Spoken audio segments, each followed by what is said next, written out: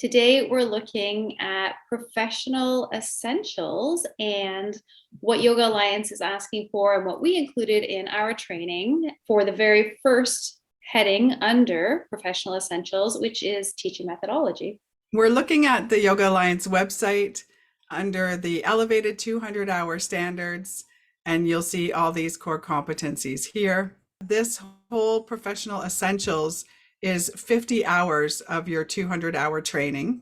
Looking at our syllabus and recalling what we put into our training, a lot of that has to do with how experiential our training is. That's how we design the program. We have this strong belief that people learn from doing and or use the thing to teach the thing mentality that we use and love. The very first core competency is sequencing. So instead of telling people how to sequence a class, we actually have them reviewing pre-made lesson plans and trying to analyze for themselves why they were sequenced the way they were. Of course, there's guidance and question and answer opportunities. We give them some insight about categories of poses and how to build to peak poses and how to theme your classes and things like that. But a lot of what we've included, and perhaps why there's so many hours, is we're not just lecturing on how to sequence a class. They're actually figuring it out for themselves by analyzing so many pre-made classes, which students really appreciate. I think the information sinks in a lot that way because they're understanding it, not just hearing it. Yeah.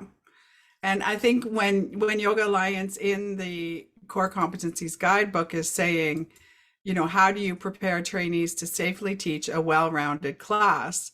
What sequencing tools are provided to trainees? That's exactly what you're talking about. But what's kind of interesting is you can look at a yoga lesson plan. You're going to hit a lot of these core competencies.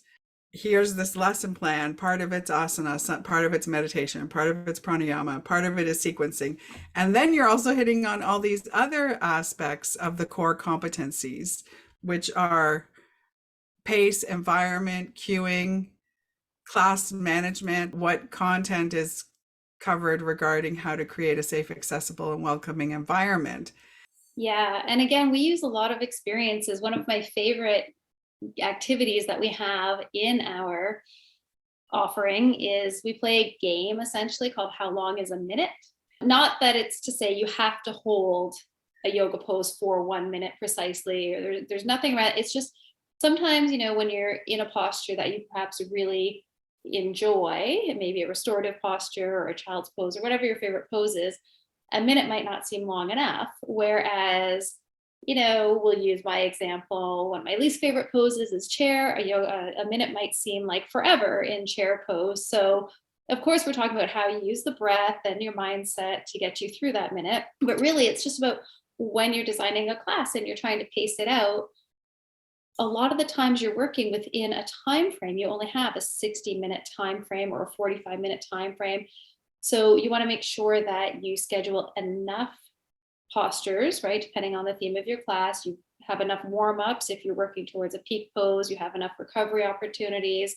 So it's not just like time management. It's like, what do I have to include in this hour? Then you've got to fit in some philosophy perhaps and bring some meaning behind the movements. How do you do all that and not go over time?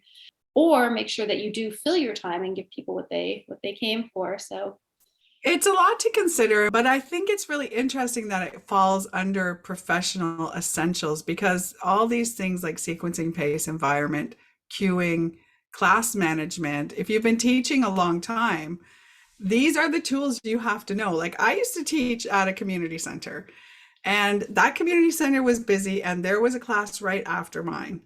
And if I did not finish on time, then I heard about it from the next instructor. And if you've ever been teaching a class where the person doesn't finish on time before you, it's frustrating because it throws your whole lesson plan off.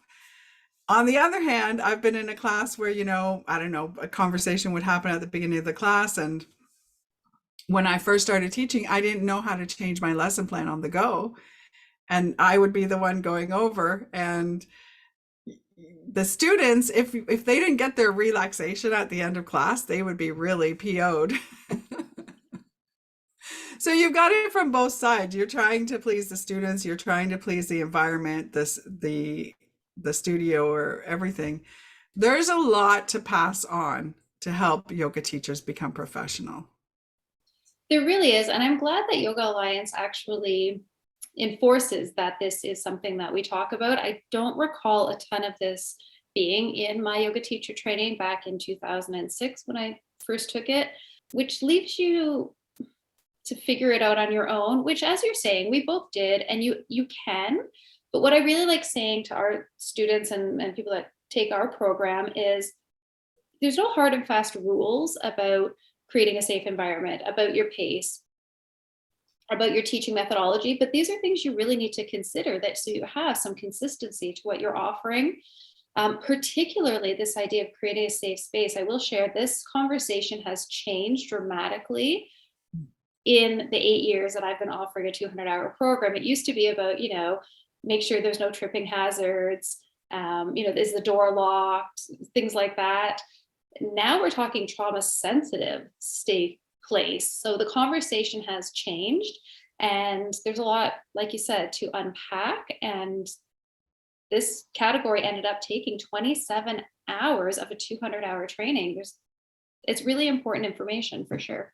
All of that you want to cover in your teacher training. So we're covering that, and we're always updating that as well. We want to learn and let this training be a growing entity, not stagnant.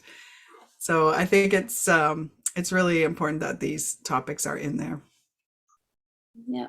And then other things that we look at are cueing. That's in this category as well. How you manage your energy, so many considerations. We've got that covered in the training. You're going to have fun. This is really important stuff.